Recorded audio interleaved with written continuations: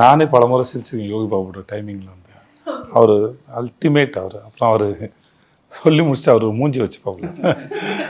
அது வந்து எனக்கு யோகி பாபு ரொம்பவுமே ரொம்ப ஆச்சரியமான, ஏன்னா ஆச்சரியமான ஒரு ஆக்டர் தான், நண்பராகவும் சரி.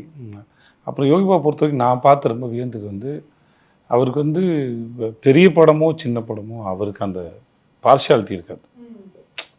அந்த அந்த படம், அந்த சீன் அது ஒர்க் அவுட் ஆகிறதுக்கு என்ன பண்ணணுமோ அதை நியாயத்தோடு பண்ணுவாப்புல.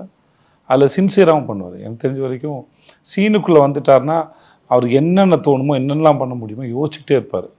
அப்புறம் அந்த கேப்பில் கூட இப்போ நீங்கள் ஒரு ஷார்ட்டு முடிஞ்சு நடுவில் இருக்க கேப்பில் கூட ஏதாவது ஒரு விஷயமா டிஸ்கஷன் பண்ணுறதாலும் சரி, எதாவது கதை சொல்கிறதாக இருக்கட்டும், எதாவது கதை சொல்லுவார், இல்லை எதையா பண்ணி அந்த சீன் இம்ப்ரெஸ் பண்ணுறதுக்கு வேறு என்ன வைக்கலாம்.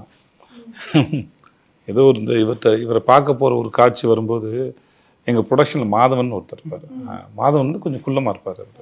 ஓகே, இல்லை மாதவனுக்கு வந்து எக்ஸசைஸ் பண்ணி விட்டாரா, சட்டை கழட்டி எக்ஸசைஸ் பண்ண விட்டு ஏதாவது ஒரு வகையில் என்னெல்லாம் முடியுமோ அது வந்து இறங்கி அது வேலை செஞ்சுட்டே இருப்பாப்புல.